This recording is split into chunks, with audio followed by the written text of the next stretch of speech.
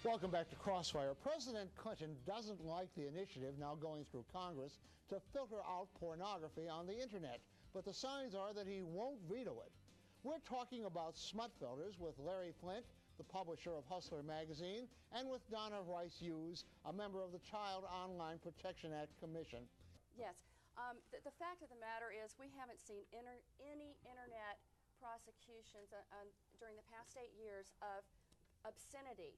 And that refers to material that is prosecutable under current law that would be even illegal for adults. So I have to really challenge Mr. Flynt on this point. This doesn't have to do with children. And the fact of the matter is, let me explain to you why she's all wet on this particular issue. Now let me just say something, Mr. Flynt. You can have a website up in Sweden, South Africa, Europe, any place else in the world, and people can access that in this country.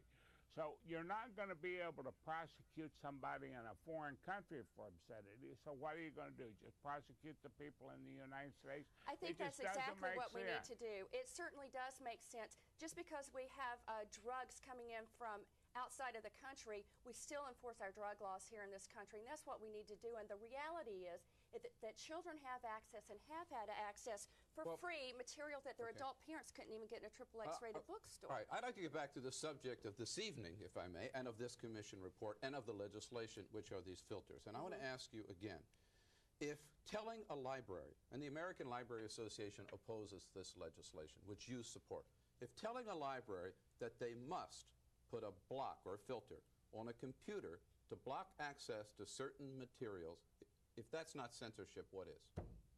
Well, you're right. The ALA does not support this, and I do. And it obviously is censorship, isn't it? I don't believe that it is, because libraries have selection policies. They don't carry copies of Mr. Flynt's publication, Hustler magazine, or Debbie Does Dallas videos, because they select what kinds of content are appropriate in a library setting and what kinds are not. Now, the new filtering technologies that are very sophisticated, that the Commission found to be very effective, are highly customizable and will allow the kinds of flexibility that would be important to have in a library environment. Well, you say that, but you know, I was watching CNN's Talk Back Live this afternoon. There's a teacher, this is not old, this is today. There's a teacher on there who said that their school had put in a filtering system like this, and they removed it. And you know why? Because there were too many good things that kids could not get access to. They took it off, and instead, they have parent volunteers, they have teachers, they have librarians monitoring what the kids are looking at on the internet.